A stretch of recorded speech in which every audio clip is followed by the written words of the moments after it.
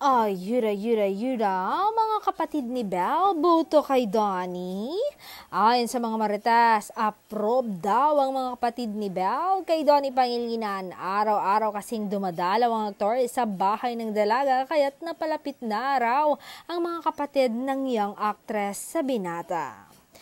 Pinatunayan daw kasi ng aktor na mahal niya ang dalaga, lagi daw siyang may oras sa nobya at isa pa'y mabait at marespeto daw ang binata. Ayon pa nga sa mga marites, tinatawag na ngang kuya si Donnie, lalo daw itong si Gogo at si Tali na gustong laging dumadalaw ang kanilang kuya nato.